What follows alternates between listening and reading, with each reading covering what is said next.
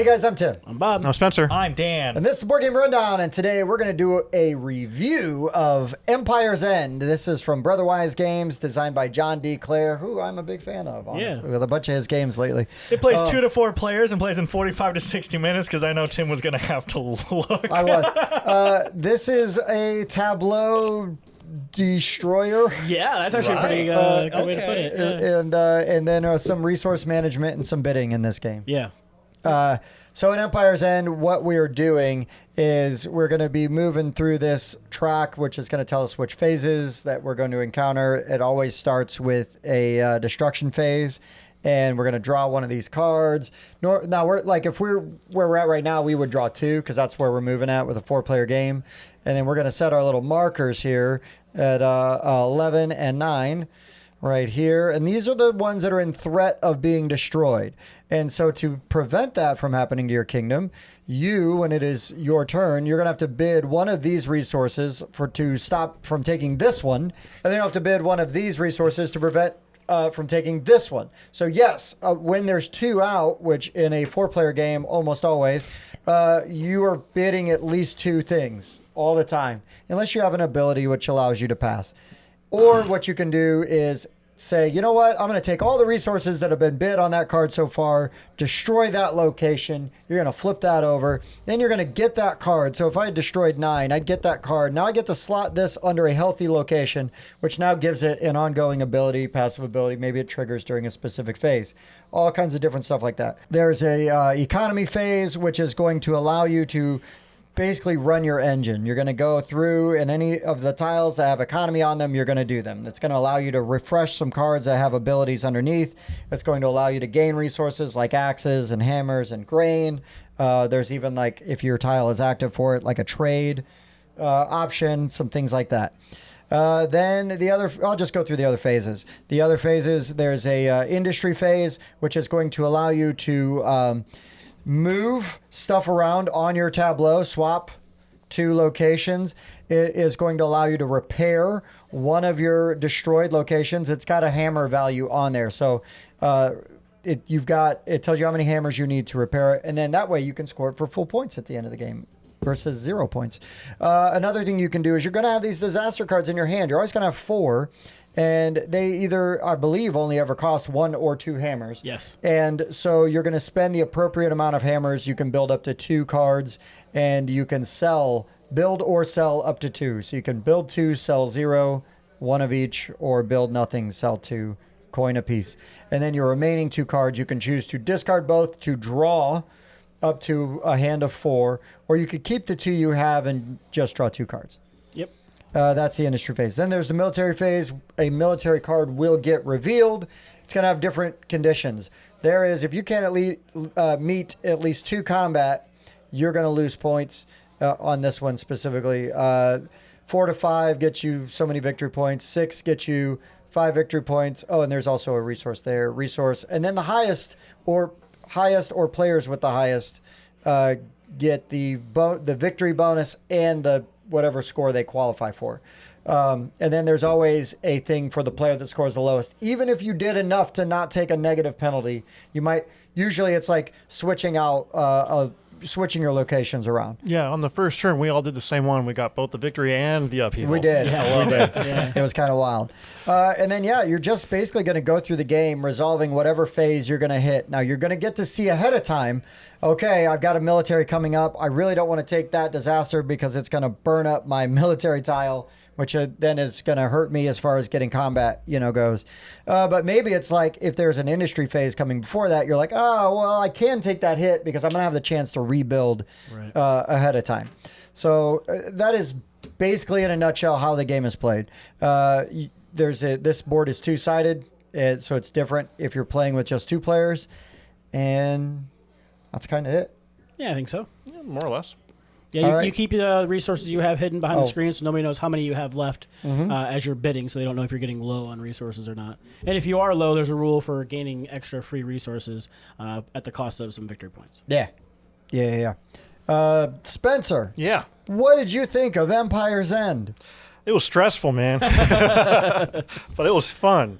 I very much liked that I have to destroy things, and sometimes you make points destroying things because there are some of these things here that, like this one here, you get 2 victory points for things something that's destroyed, and that dichotomy, it was interesting. I liked moving things around, engine building. I love engine building kind of thing. There's a lot of destruction on this map. Yes, there It's is. so much like- destruction. And you see it coming, and you're like, I have to do that 4 times now before I have anything else happen. And so you start planning ahead, and also you have the cards that you get that you can actually build on your own. You can either sell them to get coins, but I've never seen. I mean, we really didn't need to do that very much. We were almost always building them, but they all have a 1 cost, except for this one. The only one I saw in the game that has more than 1 is a special end game one that copies another end game. There was there's an economy version of that, which there's an allows you to economy version. copy another economy tile, things like that. I like that. It's rare, and it made this not weird. Oh, sure. Yeah, I mean, I really like this. It was 45 minutes, but that was an intense 45 minutes. It was. It was very intense. Daniel. Yeah, I said when we were done playing, I said that was 45 minutes that felt like 3 hours. Because, not because it, overstays its welcome, but because, oh my God, the Spencer was stress. sweating at the end of it. The stressful decisions that are going on, especially in that final round. I had a decision I had to make where I was basically gaining around 40 points to lose around 30 some points, and I was trying to math all the stuff that was out, and I wound up not taking it, and I think technically in the end, after seeing all the scoring, it was the wrong choice. I think I would have had slightly more points. It wouldn't have made a big difference though. But there's just a lot. Every decision sucks. Everything is just the better of 2 evils. Because resources are a premium in this game. Right. Yeah, and I love that. I love that John DeClaire was like, I want a civ, not civ building, but civ destroying. Is that what you said earlier? Yeah. Tableau destroying Tableau game. destroying. Yeah, but it's also a civ destroying game. You're just like, no, you already have your civilization. Look, you have roads and cities, and it's all being destroyed. Everything sucks. It was very fun. The components here for the most part are really nice as well.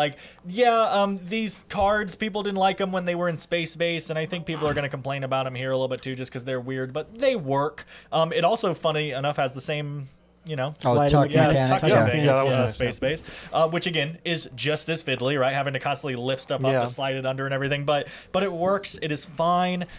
Being able to see everything. Okay, I have to be able to survive 4 rounds before the next industry phase. What am I doing? What are my decisions here? There was so much going on, and we should mention, I guess, this is a deluxe edition or something. Oh, right? that's true. That's true. Playing Bob's Kickstarter. So you'll see all this nice clink that you may not have. Right, the wooden bits. In the actual game retail thing.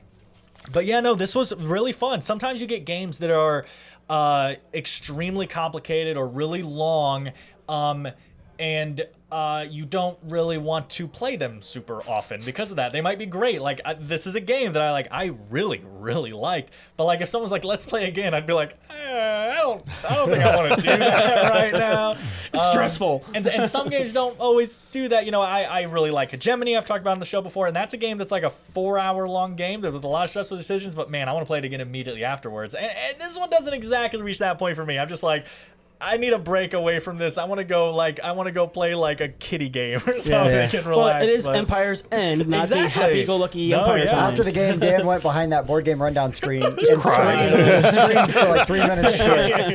No, but yeah, really, really cool game. I liked this quite a bit. Bobby.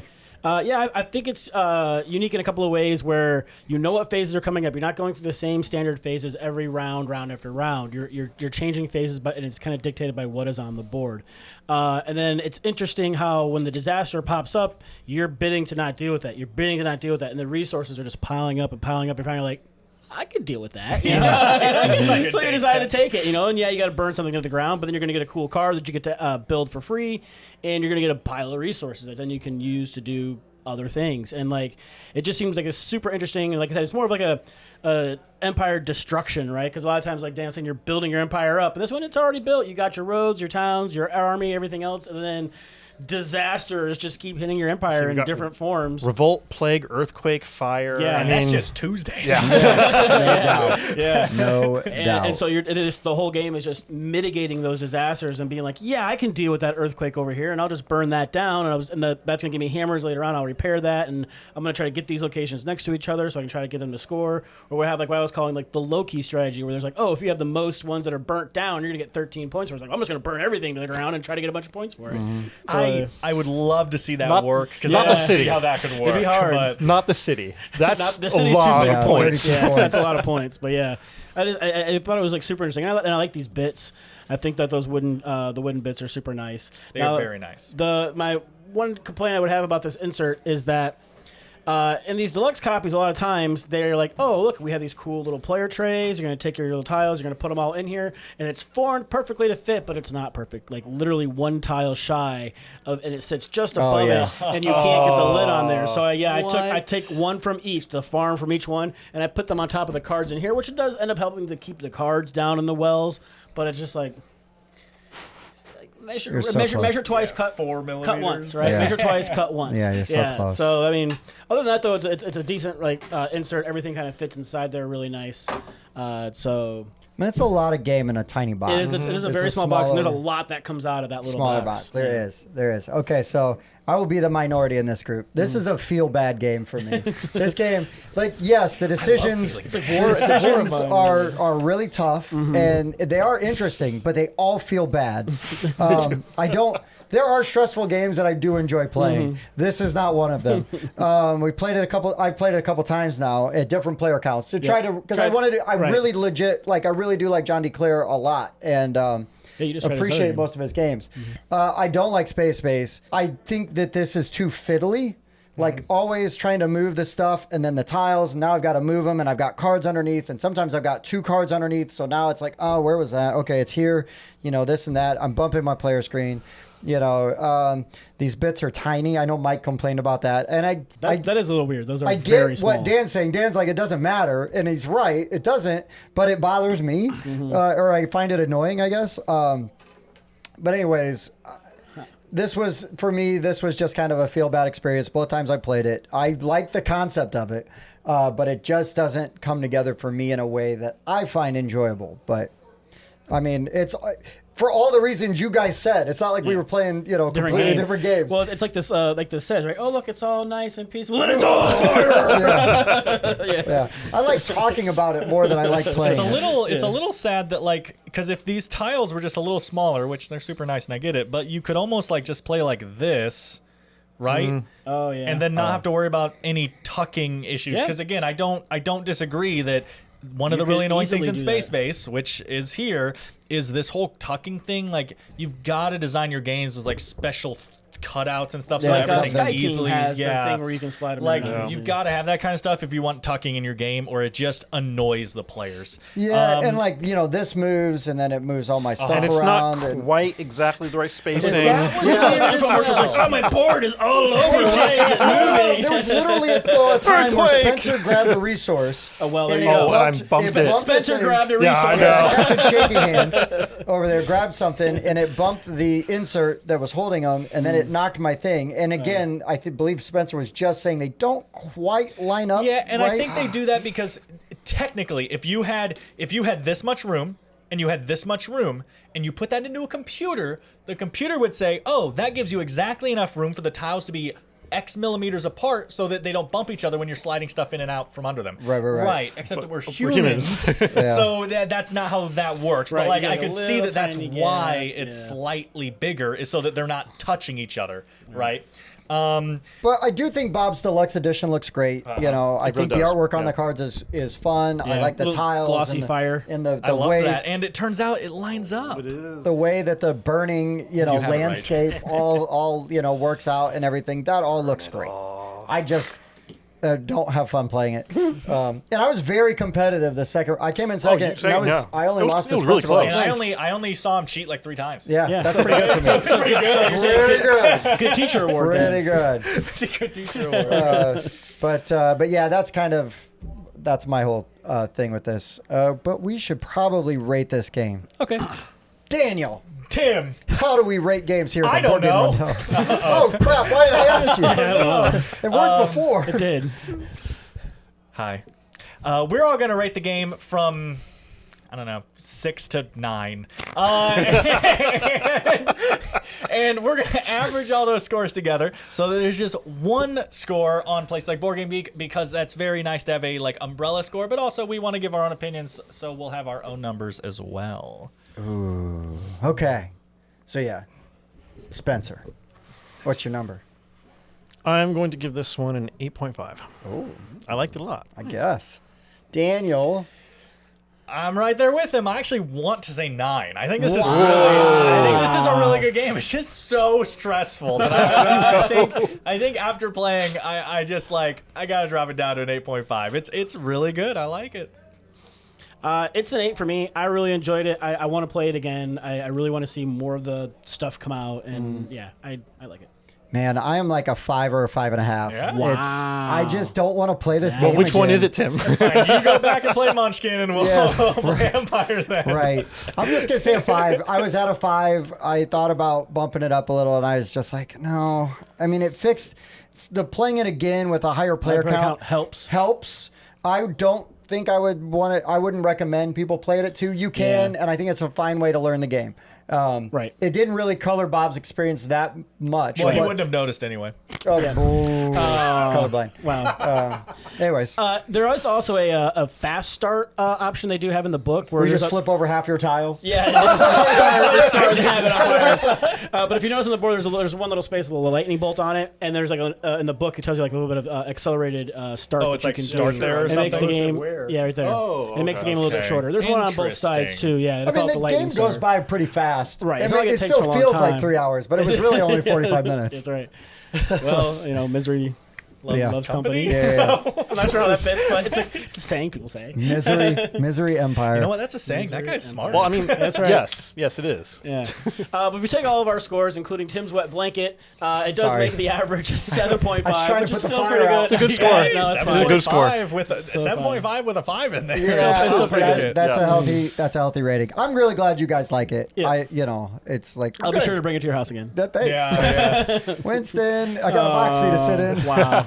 That's his dog. That's my dog. But you usually bring your dog. I do. Anyways, anything else anybody wants to say about Empire's End? Man, probably. I'll leave it in the comments below because I'll forgot. Just like you guys should leave in the comments below any thoughts that you guys have on the game and stuff. Yeah, I mean, I kind of want to try the different strategies. You went all in on military, it seemed. I went heavy on military. I was trying, and he outpaced me in military so fast that I was like, never mind. I was protecting all my military stuff, and then I just was trying that out, and it was like, okay, I got to try. There are different strategies to try, and that's viable, right? Yeah, it is. This is definitely a game, and it's in the entire theme. The fact that everything's crumbling around you. Correct. This is a game that you're going to be working on a strategy, and then it's just not going to be working. Like you're not going to be getting the cards that you need, or you're not going to be winning the bids you need to win, and you got to Happens. swerve. You got to. That's going to happen. And I probably went through 4 different strategies as and that I game think went on. the game does allow you some breathing room to do that because everybody's kind of getting hit with that.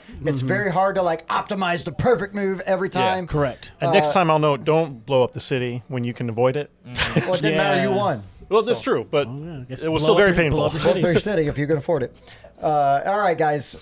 If you found this video useful, please consider liking, subscribing, doing all those things. Join us in the Discord, and we have a fun Facebook group. All those fun, awesome things. If you'd like to support the show financially and help us keep creating fun, hilarious, and insightful videos, you can do that too. We have a Patreon on a Game Talk Network. Link in the description. If you can't, or that's not your bag, that's fine. Just give us a thumbs up, thumbs down.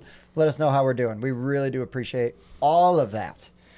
Now I will stop being a wet blanket and No, he won't. just be for a different game. Anything else, guys? Nope. Negative. All right. For the Board Game Rundown, I've been Tim. Bob. Spencer. Dan. It's all on fire. Yeah, I was trying to think of something.